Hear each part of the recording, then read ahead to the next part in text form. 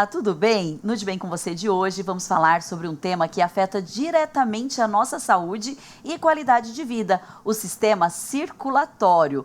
Doenças que afetam as artérias, veias e vasos, dificultam o fluxo sanguíneo. Em casos mais graves, é necessário, inclusive, fazer uma cirurgia vascular. E para nos explicar tudo, recebemos aqui o Dr. Marcos Ageu Batista, que vai contar como prevenir doenças, identificar sinais de alerta e como a cirurgia vascular pode devolver bem-estar e qualidade de vida aos pacientes. Tudo bem, Dr. Marcos? Tudo bem, Gisele? Muito obrigada, aceitou o nosso convite. Sim, é um prazer estar aqui com vocês. Tá certo. Doutor, para a gente começar aqui, explica para a gente qual que é, você é cirurgião vascular, fala um pouquinho sobre a sua área de atuação. Sim, cirurgia vascular, a especialidade é uma subespecialidade da cirurgia geral.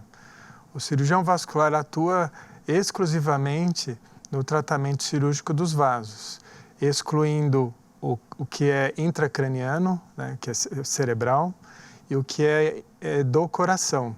A especialidade do coração é o cirurgião cardíaco, o neurocirurgião do cérebro e todo o restante da circulação é a área do cirurgião vascular. Ah, perfeito, doutor. E quais são os casos, os problemas mais comuns quando a gente fala na saúde vascular?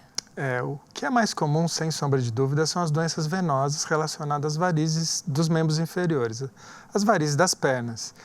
E se estima que, dependendo do critério, praticamente 50% da população brasileira tem alguma questão relacionada às varizes, né? Então, esse é a grande expressão do consultório de um cirurgião vascular. Doutor Marcos, e existem alguns sintomas, sinais que podem indicar que as pessoas estão, de repente, enfrentando aí algum problema vascular? Mesmo antes dessa varize aparecer, é possível? É possível. O que é mais relevante é entender que quando o indivíduo é sedentário, muitas vezes os sintomas ele não têm expressão exatamente porque não tem exigência. Então, a pessoa que tem uma atividade física, de ginástica, de caminhar, mesmo caminhadas diárias, muitas vezes ela descobre qualquer sintoma precocemente, porque a pessoa que pode, por exemplo, nos dizer que caminhava 5, 4 quilômetros por dia e agora, passado poucos quilômetros, ela sente algum cansaço, alguma limitação, alguma restrição ao movimento. Ou uma pessoa que tem muita atividade no dia a dia, que terminava o dia bem satisfatório e à vontade, agora termina com algum certo edema, inchaço nas pernas, um cansaço só nas pernas, não um cansaço de falta de ar, de disposição, mas um inchaço na perna, algo que está discrepante com o passado.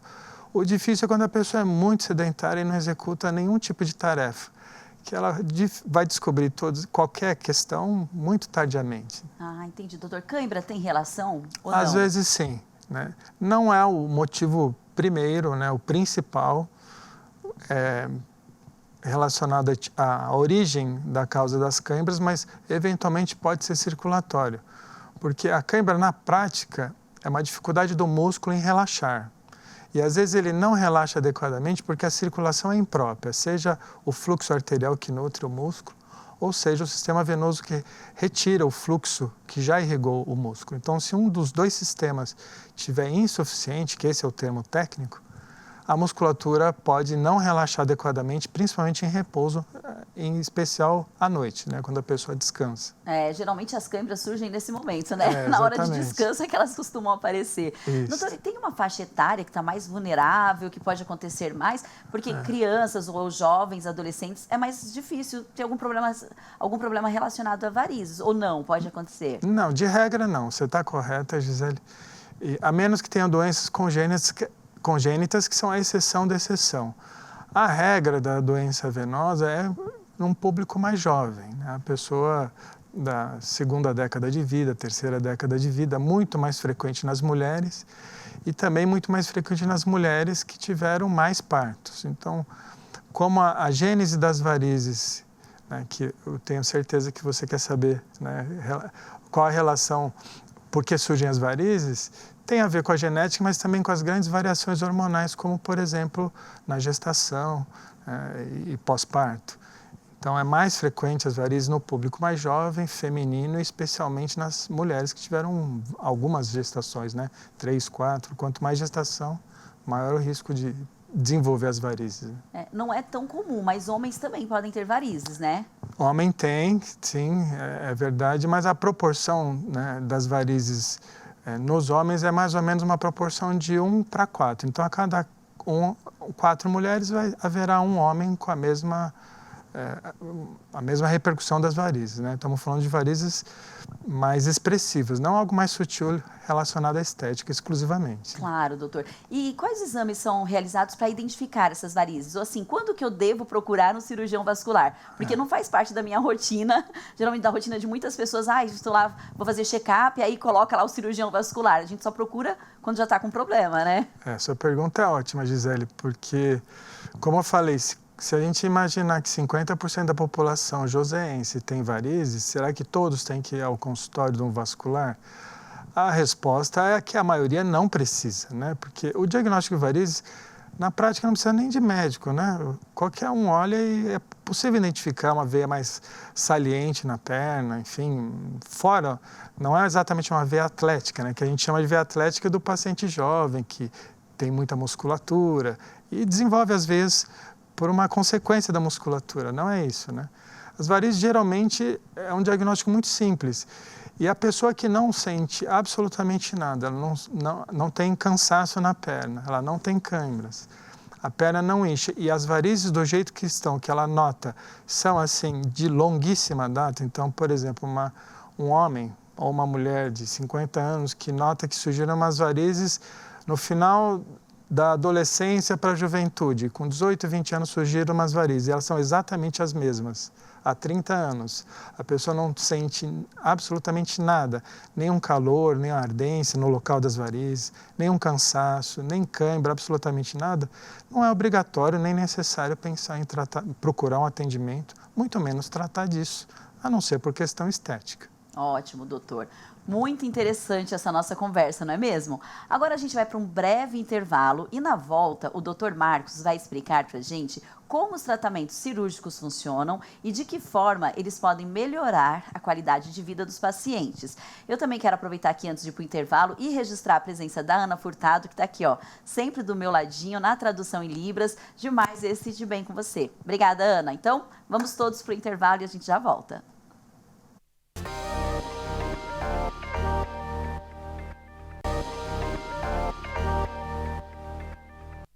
Estamos de volta com o Dr. Marcos para entender mais sobre os tratamentos cirúrgicos vasculares. Neste bloco, nós vamos falar sobre procedimentos, recuperação e também sobre os mitos que cercam a cirurgia vascular. É rodeada de muitos mitos, não é, doutor? É verdade, bastante.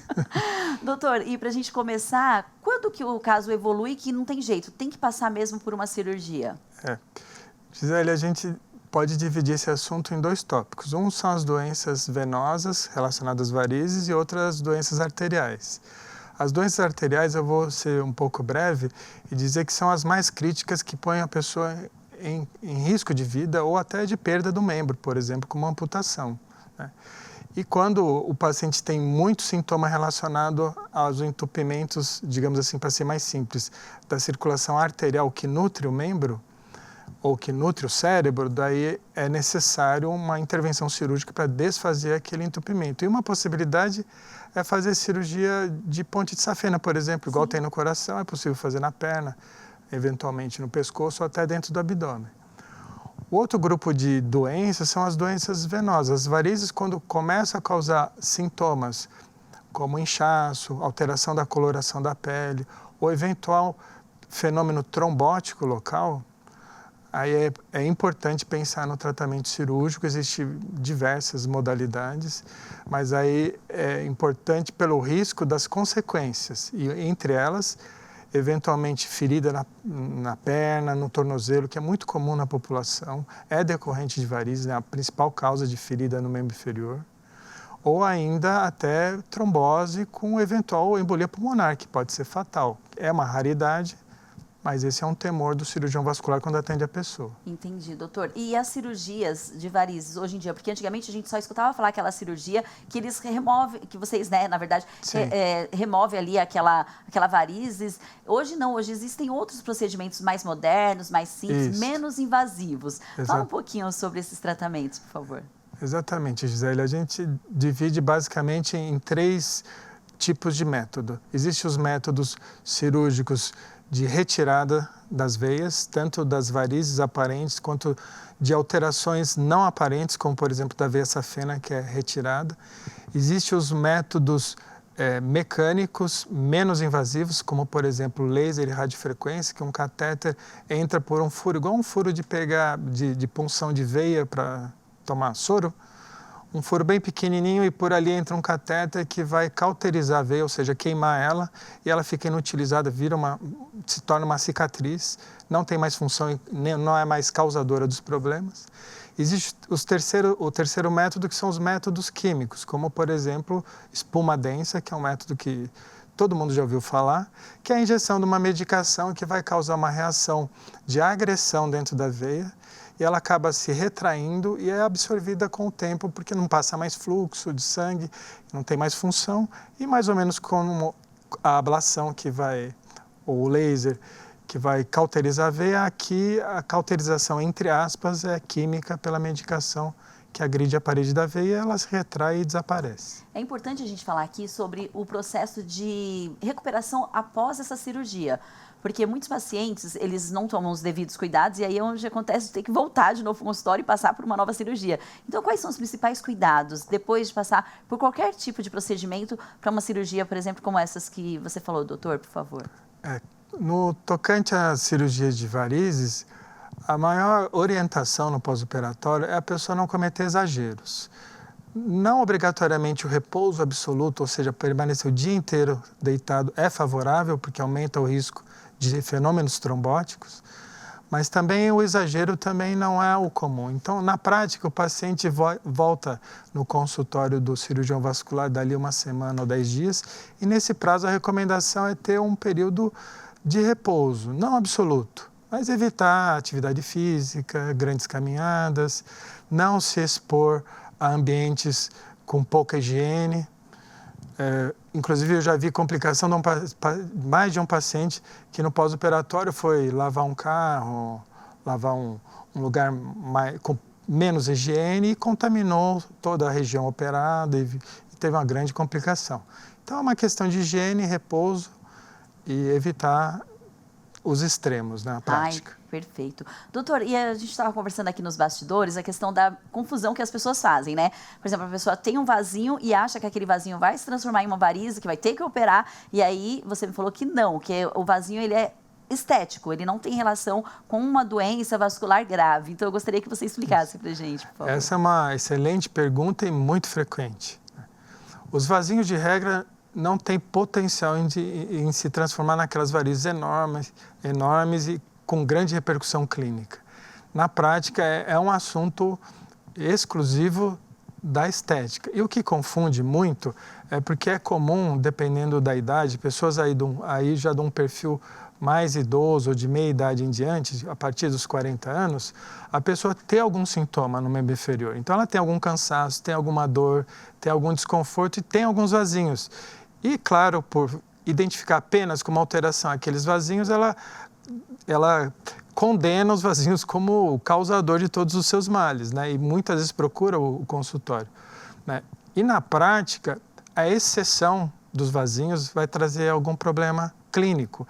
Então, a regra é que eles nunca vão se transformar em problemas mais avançados, problemas inclusive cirúrgicos. É uma questão exclusiva da estética. Então, a grande maioria das pessoas que têm vasinhos pode ficar tranquilo que a chance de ter varize e desenvolver um problema maior é extremamente remota e não é o comum. Que bom. E como nós sabemos que muitas pessoas têm vasinhos, eu tenho certeza que agora você tranquilizou muita gente. Tranquilizou muita gente que está assistindo a gente nesse momento. É muito bom, né, gente, a gente saber que a medicina vascular tem avançado tanto e que por meio desses avanços nós podemos devolver qualidade de vida para tantas pessoas. No próximo bloco, vamos falar sobre prevenção, rotina e hábitos que podem proteger nossa saúde vascular. E já que o assunto é prevenção, você também vai conferir uma reportagem do Eduardo Campos sobre os benefícios das atividades físicas para prevenir problemas de saúde no nosso sistema vascular. Então fica aí que nós já voltamos.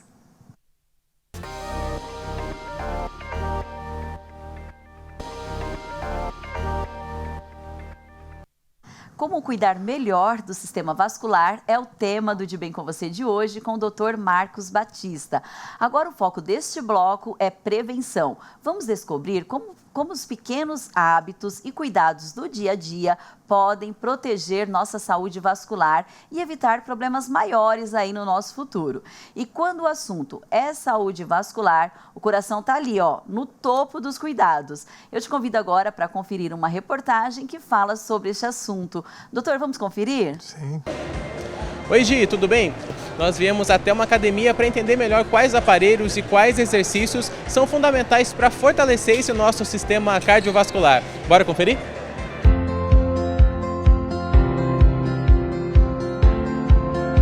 E como o melhor remédio é a prevenção, a gente vem entender um pouco melhor sobre o que é esse exercício cardiovascular que o pessoal faz na academia, para entender também como que funciona na nossa saúde. Professor, eu queria que você explicasse para a gente o que são esses exercícios cardiovasculares, o famoso cardio que todo mundo faz também. Tudo bem? Então, o que é o cardio, né? O cardio são exercícios aeróbicos, ou seja, caminhada na rua, caminhada na esteira, andar de bicicleta na rua, andar de bicicleta na academia, a natação, enfim, todos esses exercícios se enquadram no cardio. Legal, eu queria que você falasse também sobre os principais benefícios, né, que a prática desses exercícios voltados para o cardio trazem para a nossa saúde também. Tá? O cardio, o que ele faz? Além de ele aumentar, né, sua taxa metabólica basal, ajuda você a emagrecer, previne também diabetes, hipertensão, etc. O que ele faz? Ele aumenta a quantidade de vasos no seu corpo, certo? Então, aumenta o fluxo sanguíneo.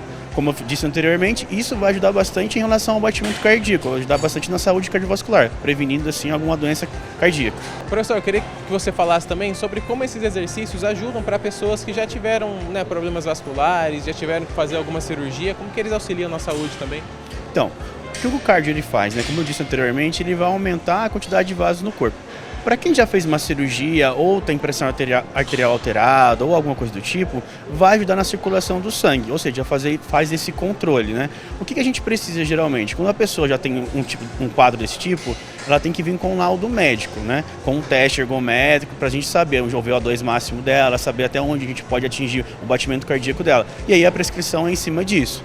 E é legal também para esse praticante, ele possui um relógio que faz o controle do batimento cardíaco. Assim fica bem fidedigno o controle do treino dele. A prática do cardio é essencial para a recuperação e tratamento de pessoas que tiveram problemas cardíacos. E essa recuperação acelerada se dá justamente pelo aumento da resistência cardiovascular. Assim, energia não falta para encarar os dias, além de acelerar o metabolismo e auxiliar no emagrecimento. É só vantagem. Olha, e para cuidar da saúde não tem idade, né? Na verdade, quanto mais cedo, melhor. Eu tô aqui com o Heitor, que tem 13 anos e ele já tem essa rotina de treino bem definida. Heitor, queria que você falasse pra gente qual que é a sua rotina de treino por aí, se você faz cardio também. Às vezes eu começo com cardio, depois eu vou para peito, depois costas e depois eu faço braço. E às vezes, como a academia tá cheia, eu faço cardio depois, para não perder os equipamentos. Legal, queria que você falasse também sobre o que você sente no seu corpo depois que você começou a fazer mais cardio, assim, você acha que melhorou sua resistência para praticar outros esportes? Sim, parece que eu fico mais forte, mas um pouco mais cansado, né? E você indica para todo mundo fazer também, como é que é para você? Você acha que todo mundo pode fazer, tem que superar essa barreira da preguiça também? Sim, eu acho que todos devem superar essa barreira da preguiça. E quando o assunto é exercício físico, quanto mais jovem, melhor, viu? Uma pesquisa internacional coordenada pela Unesp estudou a vida de 242 pessoas. Todos os participantes que relataram praticar exercícios físicos desde a infância apresentaram melhor modulação cardíaca na vida adulta. Olha, Gi, acho que deu pra gente entender bem, né, a importância de manter o nosso corpo saudável, justamente para evitar possíveis doenças cardiovasculares. Eu vou trocar de roupa aqui para começar meu treino enquanto vocês voltam daí do estúdio.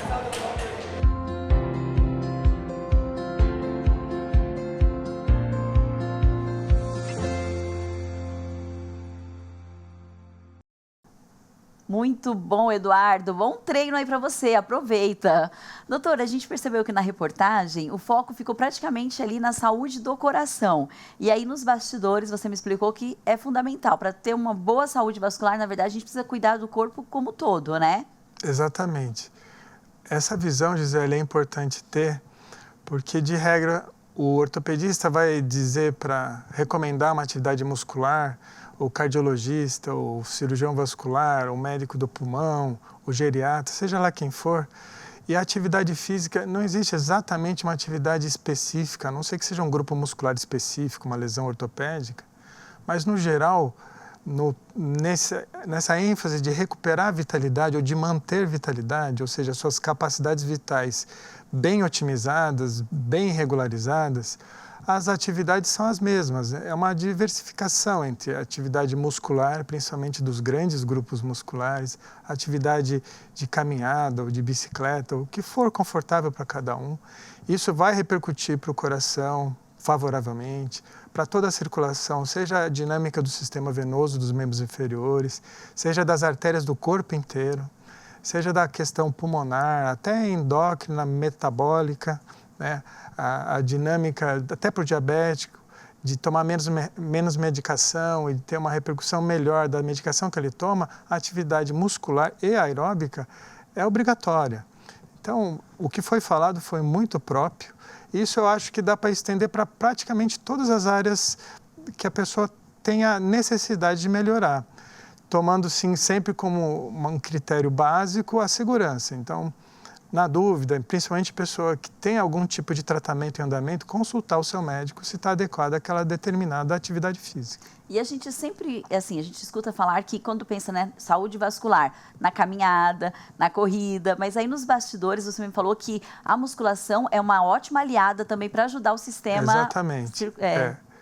Na atualidade, né, existem vários estudos recentes, bem robustos, que indicam que a atividade dos grandes grupos musculares, então um grande grupo muscular é a parte da região glútea, das coxas, do tórax, do peitoral, são musculaturas que associam um grande benefício em relação às doenças arteriais em especial, mas também às doenças vasculares, inclusive com relação até à capacidade cognitiva, de memória, etc. Quanto mais grupo muscular desses grandes grupos, mais vitalidade, prevenção para as doenças circulatórias como um todo, inclusive para as doenças mentais degenerativas. Doutor Marcos, e quando a gente fala em alimentação, existem alguns alimentos que são prejudiciais para os nossos vasos sanguíneos e alguns também que ajudam, né?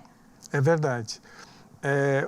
A grosso modo, o que depõe muito contra a saúde no geral, mas em especial as artérias e as veias, são os alimentos industrializados, processados, com muito açúcar ou com as gorduras que são as artificiais, não são as gorduras naturais. Então, comer muito doce, em especial, e muito açúcar no geral, né? Então, considerar que açúcar não é só o açúcar do açucareiro, né? E os alimentos que foram preparados para durar por muito tempo, tem muito açúcar, muitas vezes, ou gorduras artificiais nele que depõem contra a saúde vascular. E um tópico que é importante também entender é que 70% do nosso corpo é água. Então, a água também é alimento. Então, a pessoa, é muito comum, né? No consultório a gente vê, principalmente os idosos, eles tomam muito pouca água. Então, é importante entender que uma pessoa assim de constituição média tem que tomar pelo menos 2 litros de água por dia, no geral, né? Se não tem alguma restrição específica. Então, basicamente é fugir do açúcar dos alimentos processados, né? Prontos do mercado, e se preocupar em tomar água suficientemente. Sim, e a pressão arterial, ela também influencia na saúde dos nossos vasos sanguíneos? Diretamente. Então, muitas vezes, até no consultório, contar exemplos simples, o paciente chega com a perna inchada e tem varizes, e por muitas vezes já identifiquei um indivíduo com descontrole da pressão arterial, né? Então, repercute sistemicamente, repercute no entupimento, na degeneração das artérias do corpo inteiro, das pernas, do abdômen, do cérebro, do pescoço, do próprio coração, e também uma sobrecarga eventual até para o sistema venoso. Doutor Marcos, e as meias, aquelas meias de compressão? Muitas pessoas às vezes compram por conta própria, sem indicação médica. Quando que elas são indicadas? Tem algum risco usar essas meias por conta própria? Eu vou começar pelo seu último comentário, que eu acho que é o mais importante deles, né? Meia elástica, teoricamente, tem um potencial de ser lesivo quando a pessoa, além do problema das varizes que ela identifica, existe um problema arterial limitante, ou seja, a circulação arterial promove pouca irrigação do membro. E ela colocando a meia vai comprimir mais ainda a circulação e diminuir, inclusive, a perfusão do membro, causando até consequências bastante severas, como até gangrena, por exemplo, em casos extremos. Isso pode ser exceção, não é a regra, mas é importante saber que existem potenciais complicações. A meia elástica, no geral, ela é ideal que seja prescrita por um médico, que não precisa ser um vascular, obrigatoriamente, né? Pode ser um médico clínico geral, um médico que acompanha aquele paciente. Geralmente, de regra, existe benefício na meia, mas tem que ser uma meia com a compressão adequada, com a dimensão adequada, e sempre saber que se o indivíduo colocou a meia e ficou desconfortável, ficou pior do que com a meia, não adianta insistir. Existe algum erro ali, seja da medida, da compressão, ou porque não deveria usar mesmo. Então, às vezes eu vejo o paciente insistindo, achando que ele vai se adaptar, vai se acomodar, se acostumar com aquela compressão. Mas se estiver inadequado, a mensagem é: não utilize, suspenda e consulte um especialista. Ai, perfeito. Nossa orientação muito válida, viu, doutor? Muito obrigada por compartilhar o seu conhecimento com a gente. Foi ótima a sua participação, mas nosso tempo, infelizmente, já acabou. Estou à disposição, prazer, sempre vir aqui. Ótimo, doutor. E você que nos acompanha, já sabe, acompanhe a gente por meio das nossas redes sociais, cuide bem aí do seu sistema vascular. Qualquer dúvida, a gente sempre fala aqui, procure um especialista. Você pode rever esse programa lá no nosso canal do YouTube, lá também você tem acesso a toda a programação da TV Câmara e acompanhe a gente também por meio das nossas redes sociais. Você já sabe o endereço, né? @TV Câmara SJC. Até o próximo De Bem com Você. Tchau, tchau.